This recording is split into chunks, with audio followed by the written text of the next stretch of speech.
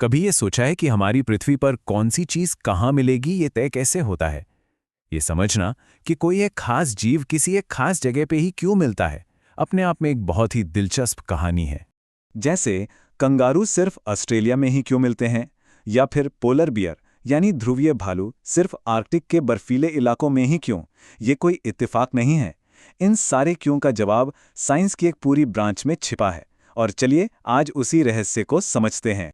और इस साइंस का नाम है बायोजियोग्राफी, यानी जैव भूगोल। यही वो फील्ड है जो हमें समझाती है कि पृथ्वी पर जीवन का नक्शा आखिर बना कैसे और क्यों। ये सिर्फ कौन कहाँ है कि एक लंबी चौड़ी लिस्ट नहीं है, बल्कि क्यों और कैसे की एक गहरी पड़ताल है।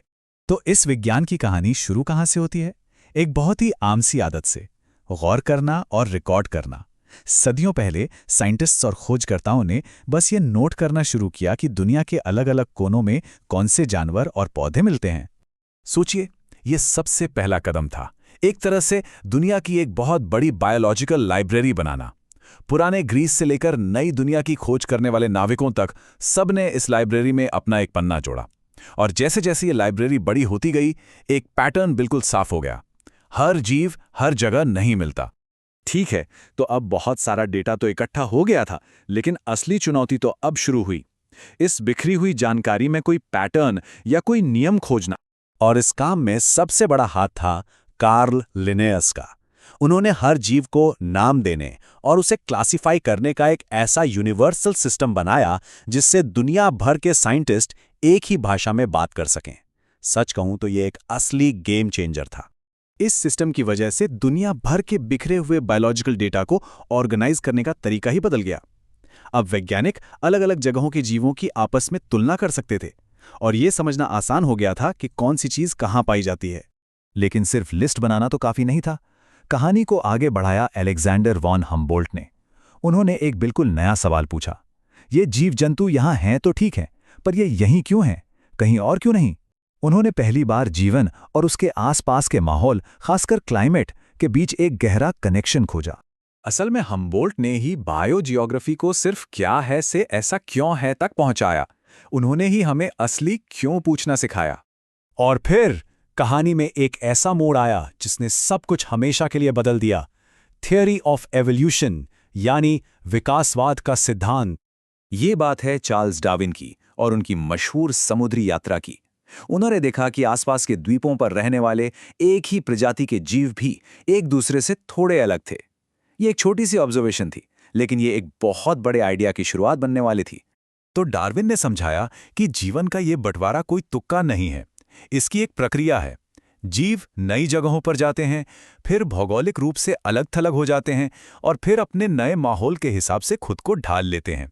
और लाखों सालों में यही प्रक्रिया नई नई प्रजातियों को जन्म देती है। इसने उस क्यों का सबसे गहरा जवाब दिया। और मजे की बात यह है कि डार्विन इस खोज में अकेले नहीं थे। अल्फ्रेड रसेल वॉलेस नाम के एक और साइंटिस्ट ठीक उसी समय दुनिया के दूसरे कोने में बैठकर इसी नतीजे पर पहुंचे थे। वॉलेस का काम जानवरों के वितरण को समझने में बहुत ही अहम रहा।